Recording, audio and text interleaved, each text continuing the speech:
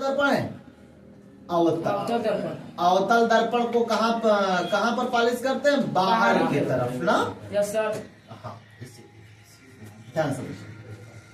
और उत्तल दर्पण में हाँ तबे या धसे भाग पर हम लोग पालिश कर देते हैं। इतनी बात आप लोगों को समझ में आ गई? चलिए समझिए।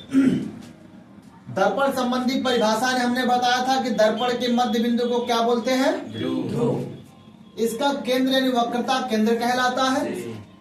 इन दोनों को मिलाने वाली रेखा को समझ में आ गई बात? Yes sir. यह हमारा क्या है? फोकस। इन दोनों का मध्य बिंदु या पहला नियम ही कहता है जो प्रतिबिंब बनता है या प्रतिबिंब को बनाना है, तो पहला नियम जो कहता है कि मुख्य अक्ष के समांतर जाने वाली किरणें दर्पण से परावर्तन के बाद कहां से होकर जाएंगी? फोकस से। मुख्य फोकस से होकर। पहला नियम समझ में आया? Yes sir. पहला नियम आपको एकदम रट जाना है। मुख्य अक्ष के समांतर जाने वाली किरणें दर्पण से जब परावर्तित होती हैं तो कहां से होकर जाएंगी? मुख्य फोकस। मुख्य फोकस। क्लियर? Yes sir. यह कौन सा दर्पण है? उत्तर दर्पण। इसका भी ध्रुव होगा, हाँ। इसका भी सेंटर होगा। इसका भी। दोनों मिलाने वाली रेखा को क्या बोलेंगे? मुख्य मुख्य अक्ष। या मुख्य फोकस। फोकस। या हो जाएगा अनंत। इतनी बातें समझ में आ गई? Yes sir.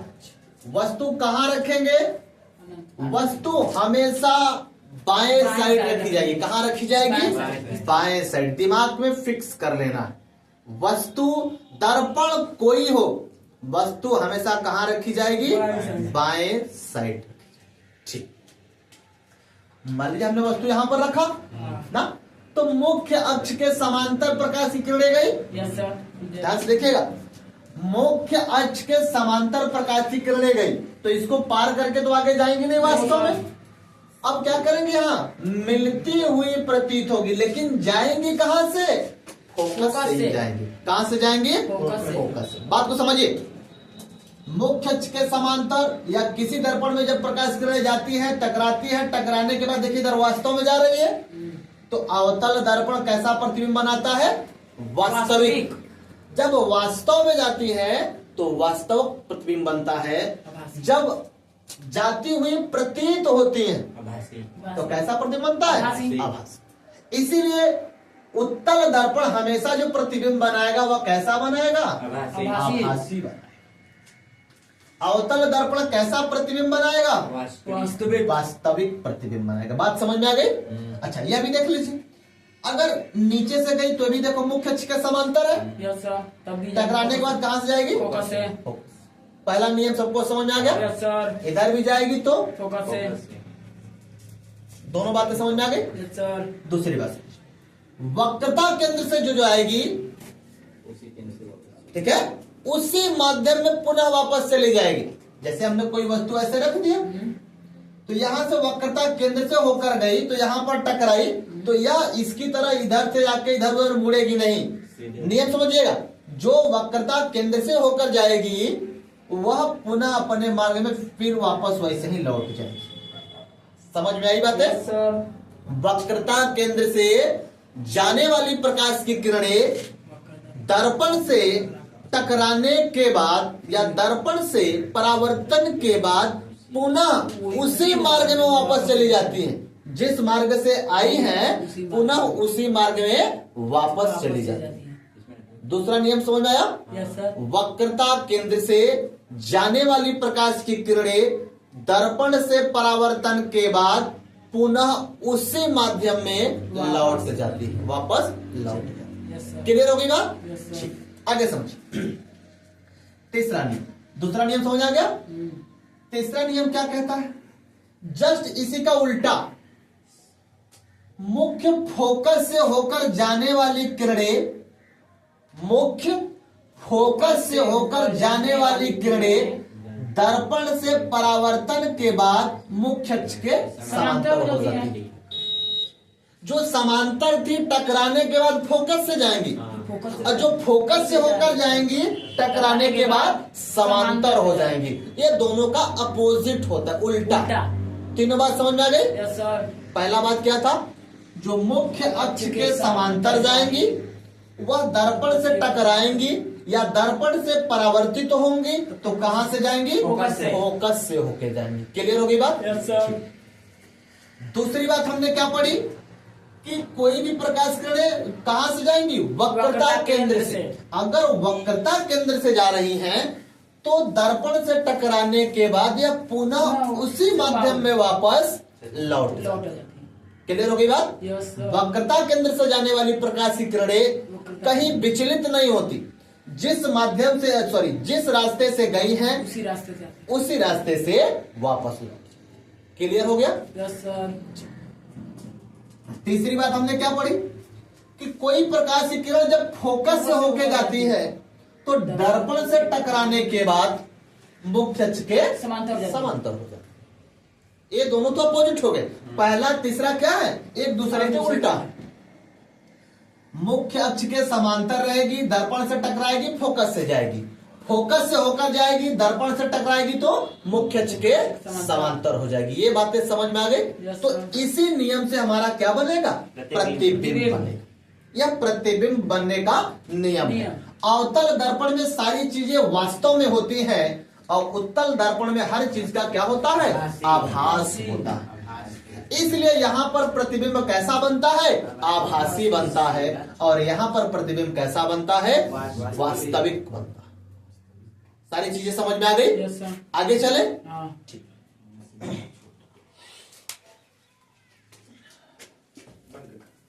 अब हम बात कर लेते हैं किस दर्पण से प्रतिबिंब कितने बनते हैं। सबसे पहले हम लोग क्या देखेंगे? अवतल दर्पण के द्वारा प्रतिबिंब का बनना। अवतल दर्पण के द्वारा प्रतिबिंब का बनना या प्रतिबिंब की स्थिति भी बोल सकते हैं ना। प्रतिबिंब का बनना। समझ में आया बात? Yes sir. ठीक।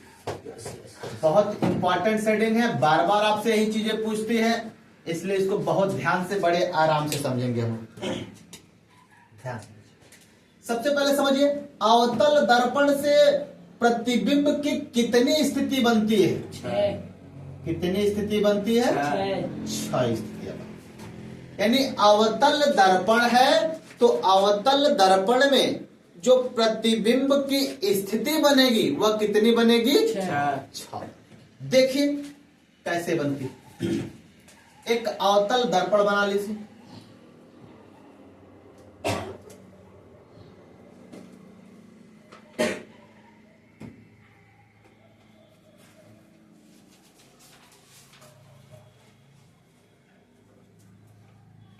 अवतल दर्पण में पालिश कहां होता है? बाहरी तरफ। बाहर की तरफ उभरे हुए तल पर। तल पर।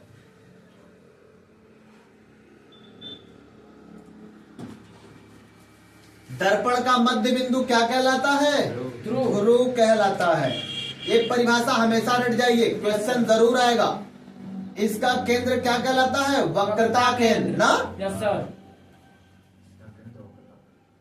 वक्रता केंद्र। इन दोनों के मिलाने वाली रेखा को क्या बोलेंगे? मुख्य अक्ष। मुख्य। इन दोनों के मध्य बिंदु को क्या बोलेंगे? फोकस। फोकस। ठीक है? Yes sir. फोकस और सी दोनों सब ऊपर लिखिए तो ज्यादा बेटर होगा, क्योंकि इधर तुमको क्या बनाना है? प्रतिबिंब बनाना है ना। F इधर बनाते हैं सी, इधर घर का भी बनाना है। इनफाइनाइट। चलिए देख बनाएंगे, जहां देखिए यह हमारे पास एक दर्पण की सारी क्या होंगी? स्थिति होंगी ना। Yes sir. ये हमारे पास दर्पण की सारी स्थितियां हों। सबसे पहली स्थिति समझिए, अवतल दर्पण में पहली स्थिति कहां होगी? अनंत अनंत पर। पर। वस्तु को हमने कहां रख दिया? अनंत पर। अनंत पर। यह क्या है? वस्तु। ऊपर जो रखी है क्या? वस्तु। नीचे क्या बन रहा है? प्रतिबिंब। प्रतिबिंब बन रहा है। नीचे क्या बन रहा है? प्रतिबिंब। प्रतिबिंब बन रहा है। समझ में आई बात है? Yes sir. जब वस्तु को कहां पर रखा जाए? अनंत पर। अनंत पर। कहां रखा जाए? अनंत अनंत पर। किस दर्पण में? अवतल अवतल दर्पण दर्पण में। में। अवतल दर्पण में किसी वस्तु को कहां रखा जाए? अनंत अनंत पर। पे। प्रतिबिंब कहां फोकस बनेगा? पे। फोकस पे बनेगा। कहां बनेगा? फोकस पे। फोकस पे। कैसा बनेगा? अत्यधिक छोटा। अत्यधिक छोटा ना, या अत्यंत छोटा। छोटा। अत्यंत छोटा, या इसको क्या बोलेंगे? बिंदु बिंदु के के आकार का। कैसा बनेगा? बिंदु के आकार। बिंदु के आकार का। समझ में आई बात है? Yes sir. ठीक। पहली स्थिति सबको समझ में आया? Yes sir. ठीक, आगे देखिए। दर्पण कौन सा है? अवतल। तो वास्तविक और उल्टा प्रतिबिंब तो हमेशा बनेगा। वास्तविक उल्टा। उल्टा। ठीक। पहली स्थिति कभी आपसे पूछे कि जब अवतल दर्पण में कोई वस्तु अनंत पर रखी हो तो प्रतिबिंब कहां बनेगा? फोकस। फोकस पे बनेगा। ठीक है? Yes sir. कैसा बनेगा? अत्यधिक छोटा बनेगा। वास्तविक उल्टा। अत्यधिक छोटा बनेगा। वास्तविक बनेगा और उल्टा बनेगा। उल्टा बनेगा। क्लियर हो गई बात? Yes sir. अब आते हैं दूसरी स्थिति। दूसरी स्थिति हमारी क्या बन रही है? अनंत और वक्रता केंद्र के बीच। अनंत और वक्रता केंद्र के बीच। जब अनंत और वक्रता केंद्र के बीच में दूसरी स्थिति रखी हो तो प्रतिबिंब कहां बनता है? फोकस और वक्रता केंद्र के बीच में बनता है। छोटा वास्तविक उल्टा। यह हो गया एक नंबर का प्रतिबिंब, यह दो यह नंबर हो गया दो। छोटा वास्तविक। इतने क्या बनते हैं? छोटा छोटा। बनते। वास्तविक उल्टा। ठीक है? Yes sir. यहाँ देखिए, पागल बनते हैं। दूसरी स्थिति क्या है? अनंत और वक्रता केंद्र के बीच में जब कोई वस्तु रखी जाए तो उसका प्रतिबिंब वक्रता केंद्र और फोकस के बीच बनता है। कैसा बनता है? छोटा छोटा। बनता है। हमने वस्तु इधर बड़ा रखा, Yes, sir. प्रतिबिंब छोटा। कैसा बन रहा है? उल्टा बन रहा है। उल्टा। वास्तविक उल्टा। और जब उल्टा हो गया तो कैसा हो जाएगा? वास्तविक। तो दूसरी स्थिति कभी आपसे पूछे, अच्छा दो चीजें पूछ सकता है। कभी पूछे कि वस्तु को सी से परे रख दिया जाए, पीछे। सी से परे रख दिया जाए, तो परे का मतलब होता है सी से बाहर। मतलब समझ में आई बातें? Yes, sir. अनंत कहेगा तो अनंत, सी के परे का मतलब अनंत नहीं होता। अनंत। समझ में आया? अनंत अनंत स्थिति है, लेकिन सी से परे। जब शब्द परे लगा दे कि सी से परे है यानी सी से बाहर, यानी दूसरी स्थिति अनंत और सी के बीच में रखी है तो बनेगा कहां? वक्रता केंद्र और फोकस के बीच में। वस्तु से छोटा बनेगा, वास्तविक। वास्तविक बनेगा, उल्टा। उल्टा बनेगा। दो स्थिति समझ में आ गई? Yes sir. तीसरी स्थिति कहां? केंद्र पे। वक्रता केंद्र पे। पर ही। पर। जब वस्तु को वक्रता केंद्र पर रख दिया जाए तो प्रतिबिंब भी कहां बनता है? वक्रता केंद्र पर। वक्रता केंद्र पर बनता है। कैसा बनता है? बराबर। बराबर बनता है। वास्तविक उल्टा। बराबर बनेगा। देखिए उल्टा है, हाँ। जब उल्टा है तो कैसा होगा? वास्तविक। यानी जब वक्रता केंद्र पर वस्तु रखी जाए तो उसका प्रतिबिंब वक्रता केंद्र पर ही बनता है। कैसा बनता है? बराबर बराबर। बनता है। वास्तविक बनता है, उल्टा बनता है। क्लियर होगी बात? Yes sir. चौथी स्थिति देखिए।